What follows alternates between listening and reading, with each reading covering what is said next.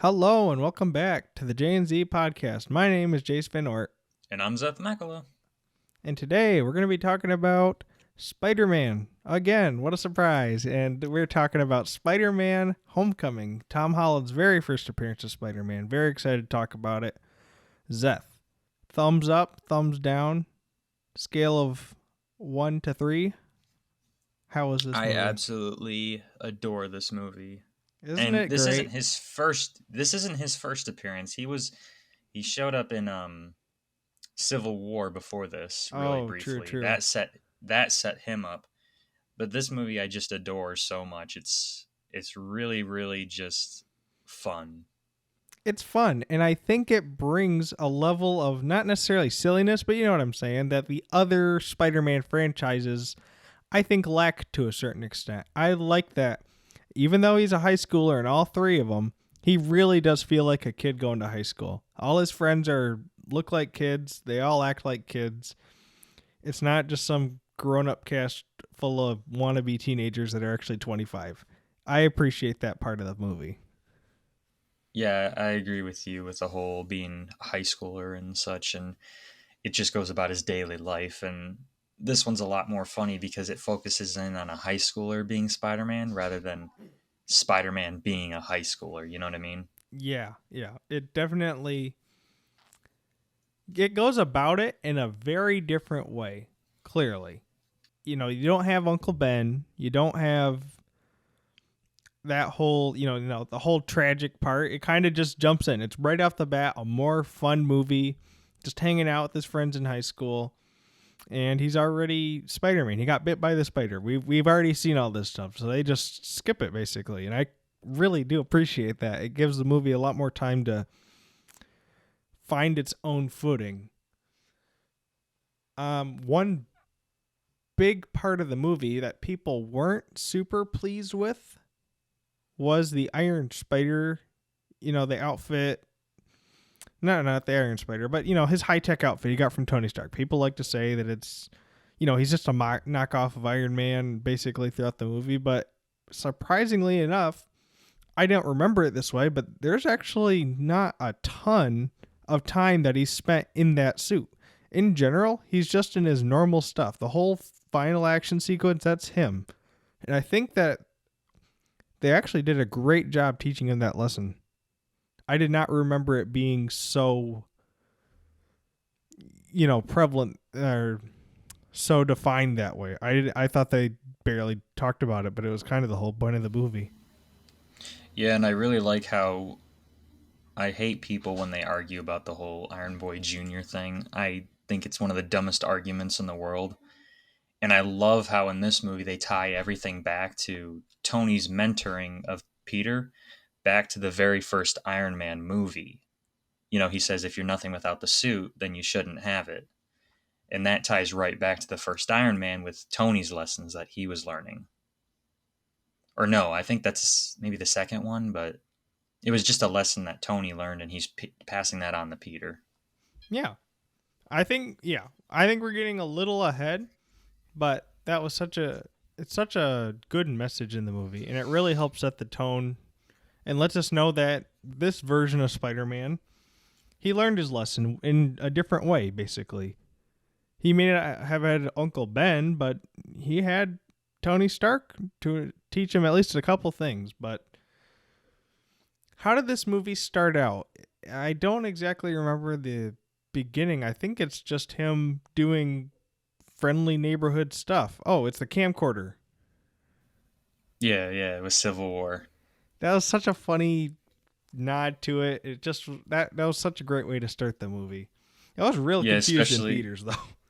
It's like, what is this?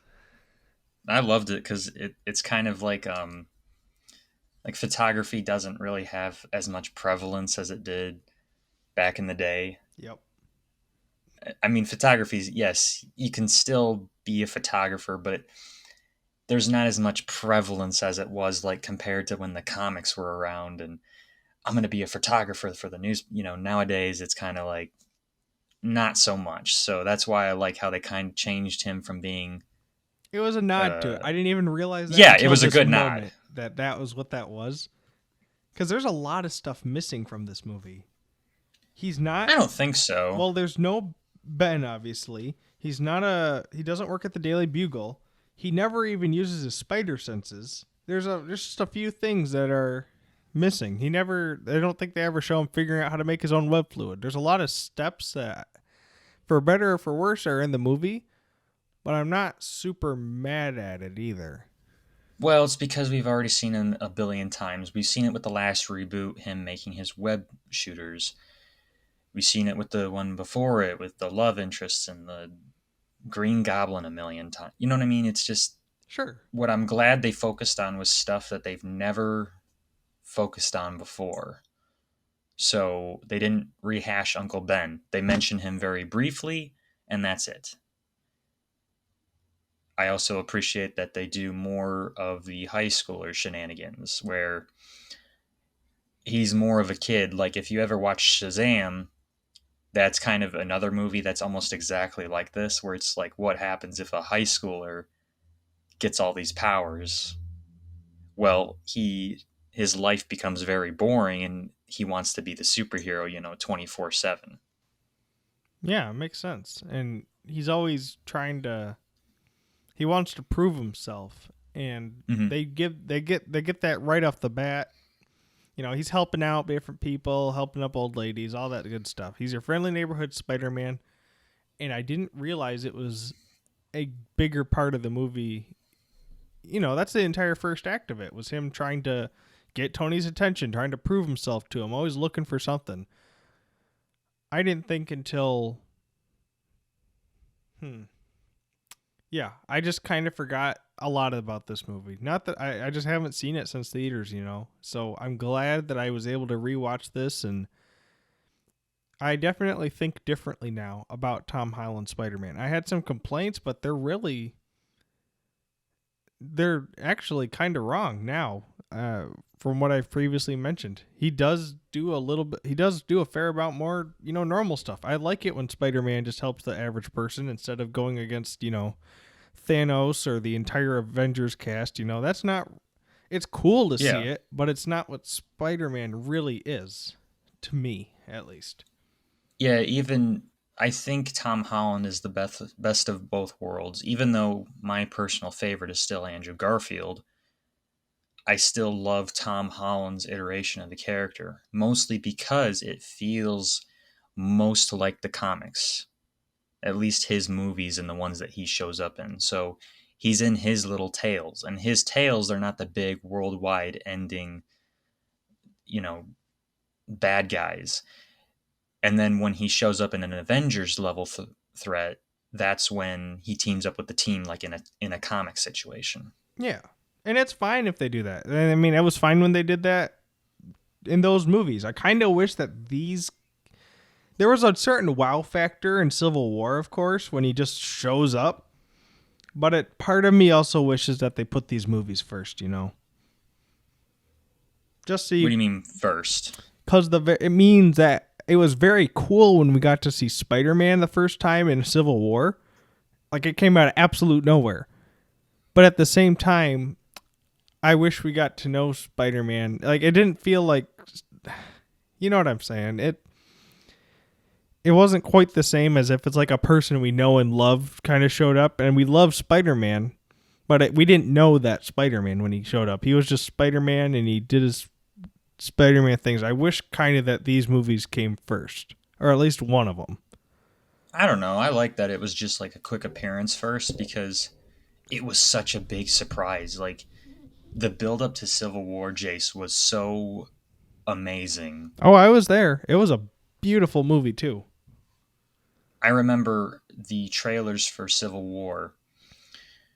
They showed off the new characters and they came out of nowhere. This is back before Marvel leaks were a really, really big thing.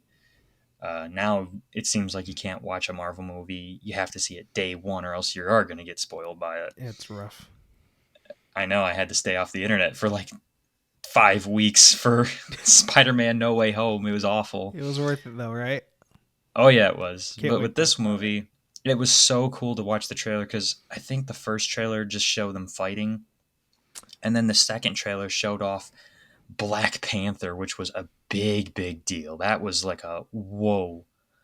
And then at the end of it, it shows Spider Man swinging in, and that was like a big what the heck moment Yeah, he stole Captain America's shield. That's awesome. because before this was Amazing Spider Man 2, and they had this huge, huge cinematic universe planned. You think right now with Sony's whole cinematic universe, they have big plans right now. With Amazing Spider-Man 2, that was supposed to launch a Sinister Six movie, a Venom movie, like a Craven the Hunter movie, Amazing Spider-Man 3, like a Black Cat movie. It was like this bit, like they had like 10 movies planned out. It was nuts. And then once Spider-Man 2 came out, The Amazing Spider-Man, and it didn't bomb, but it just didn't do as well critically as the other ones. So Sony panicked, and literally, I think just 2 years later, that's when Spider-Man showed up in Civil War. It was like a big, it was fast. Yeah. Regardless, I was not. No one was expecting to see him pulling up to the Avengers fight. Because why No, would you? You know, all the legal proceedings, like not the, all the copyright issues. You never would in a million years thought that he'd show up. You'd think, especially if you know like the whole like how the Spider-Man movie rights work. At least it's like a big tangle of webs, so it almost seemed so out of reach and impossible. and yet here we are. He's in like 6 Marvel movies, and they still have a couple more coming. I know. I'm very happy with how things turned out, and I think Marvel has done a great job with him as Spider-Man. Yeah, they've really done things differently and they've built it up.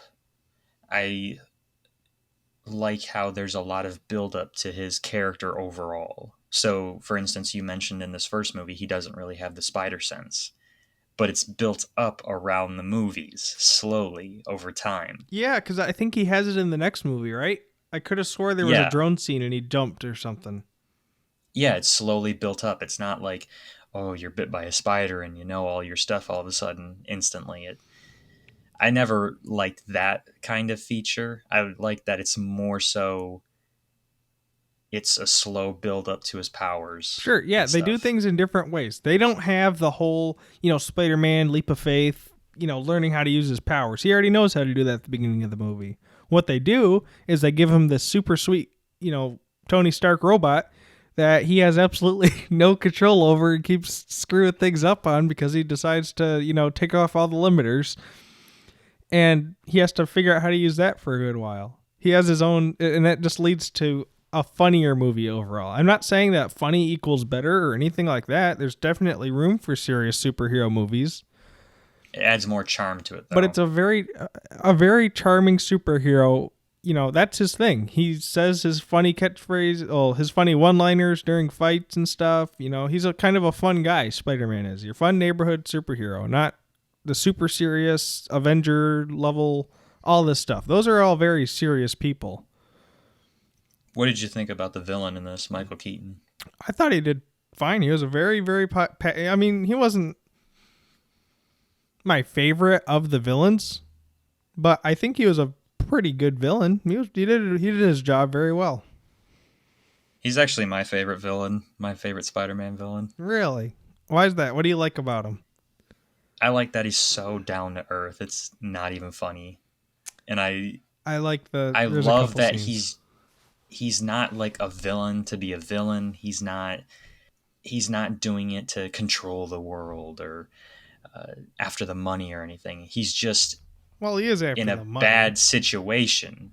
Like it showed him at the beginning how he got his job taken away. So he's fighting the system a little bit, Yeah, he's fighting the system. That's but his thing. he's doing it to provide for his family. It's not necessarily something that he's doing because he wants to. You know what I mean? It's more of I'm going to put my family first, even though it's going to be a little bit of villainy. I don't know. It, his family seem to be doing pretty well for themselves, as you saw when he walked into his house. But Because he's selling weapons off a black market. right, and it is kind of villainous to give out weapons of mass destruction to the highest bidding criminal, but I like the new trend that we're going where they aren't all evil. Not all the villains are just evil for evil,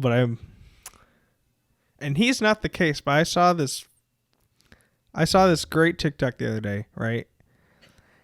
And just trust me on this one. So they have this trend now, and I'm trying to get a little off topic, but the problem is they're trying to make the villains like, you want to relate to them. They're like, we move past the whole evil for evil, but they're like, they just have like the most irrelevant things. So like in the TikTok, he's like, I want to just stop this hierarchy of all these greedy people, on their own planet or whatever.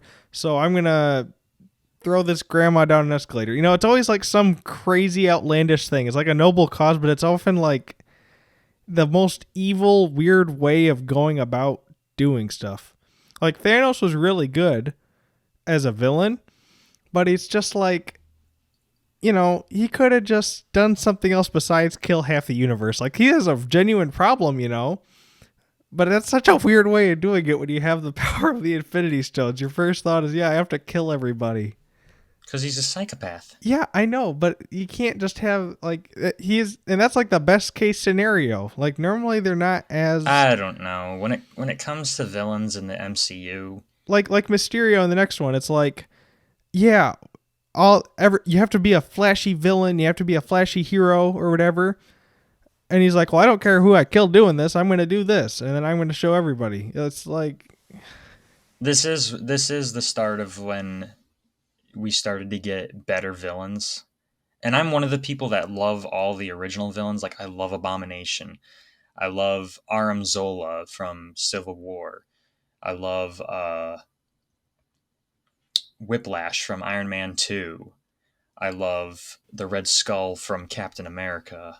The army from Avengers. I love all the original, even the white dark elves from Thor 2 are really neat. But yeah, I do agree with you. This is I'm not complaining, but there's a couple villains that if I think back on, they have some weird ways of going about their goals. And I guess that's why they're villains. No. I get what you're saying. This was at the start of when we started to get more relatable, better backstories for villains and their reason for being villains. We had Vulture for Homecoming. We had Ego the planet from Guardians of the Galaxy Volume 2, which was really great. We had Killmonger. I think that's him for Black Panther. Killmonger from Black Panther. We had Thanos then. We had Ghost from Ant-Man and the Wasp. We had Shang-Chi with his father being the villain, the Mandarin. From this point on, we had some really, really, really great villains. Yeah. And I'm not even saying that what I said applies to Vulture. I think that he's a better villain than most. It's just a trend that I noticed. But yeah, sorry to get us off topic, I do agree, though. I'm very happy with our current lineup of villains, and I think that they're only going to get better as people expect more out of a villain. Mm-hmm. And I think that also bodes well for this entire trilogy so far of Spider Man movies. There's a lot of one-note villains in the previous Spider-Man movies. This is not the first time. There's been a couple good ones, but the first time we really get to see a villain that, he's not just Dr. Evil. He's just doing what he's doing to get by, to, live a little nicer, and he's doing, some evil stuff to do it. Nothing too crazy, though, is what I like. It's not like super outrageous. He's just weapons dealer. Nothing. Yeah. Yeah. Before we end, I'm just gonna say one of my favorite parts of the movie still is the whole when Peter takes Liz out to the dance. Ooh, that is really nice. I love that. And scene. It's all building up. You're really happy for Peter and stuff. And then the door just opens and the music slams shut. And it's Michael Keaton as the father. I think that's a better turnaround than Mysterio. Oh yeah, well Mysterio, he was a villain in the comics, so I just was like, yeah, My I you like gotta the be a villain timing at of one it. point during this movie. Right. I wasn't expecting the timing of that, but this was totally out of left field. But it made sense Yeah, yeah. because And he's then the not big crazy. interaction, Yeah. because the Vulture is a super smart villain, and I love how in the car you see his mind slowly working. Like Liz is like, "Oh, you weren't there at Washington," or "Oh, you just kind of disappeared at this point," and the Vulture is like slowly putting together the He's pieces of the he's he's puzzle, making sure he's and getting some he's info. like, "Ah, yeah, good old Spider Man." You see him like look in the mirror at Peter, and Peter there is just like shaking in his boots. He is not having a good time, I'll tell you. Yeah, and then his whole interaction when he, swipes his daughter out of the car, and he pulls out the gun, and he's just like leans back, and he's like, "So, how's it going, Spider Man?" That was so good. That's probably one of the better parts of the movies and one of the better interactions, Yeah, it's definitely one of my favorite interactions in the MCU. Just the acting, the editing of it, and the pure suspense of it all is really, really greatly done. Yeah. And we can't end right without talking about the boat scene. That was great. The boats. Oh yeah, when He he cuts the flips Manhattan together ferry in everything. half. Well, not him, but you know what I'm saying. I don't really like that part of the movie. Why? It teaches him that I don't know. It's just I think that there's so many other great moments that overshadow it, like the one I said before, is really great. I like the moment when he gets buried in the rubble and he has to lift himself out. true. I don't know. I think the boat scene's probably the what I remember most. I think it's the most iconic part of the movie. Because Hmm. I honestly, when I look back, I didn't remember the final fight with the plane and everything. All I remembered was the ferry getting cut in half and then Iron Man showing up, actually showing up for him. And Hmm. he learned that. I like that because he did get in over his head at that point and he learned his lesson. That's when Tony took away his suit. Mm-hmm. He had to learn that not everything was going to come to him on a silver platter and just work out because he had this awesome suit. He was relying on it for everything. That told him how to fix the thing. It told him how to. It gave him all these abilities, and Tony's like, "No, you don't. You're doing too much for what your skill is. You're not ready for it." And he was 100% right. Even if he was trying to help, he was going about it the wrong way. Yeah. So I like that part because that's what teaches him later on in that rubble. It gives him that strength to prove that he is more than just his costume, more than his suit. Yeah. So that's why I like that scene. Hmm. I guess I never thought of it that way before.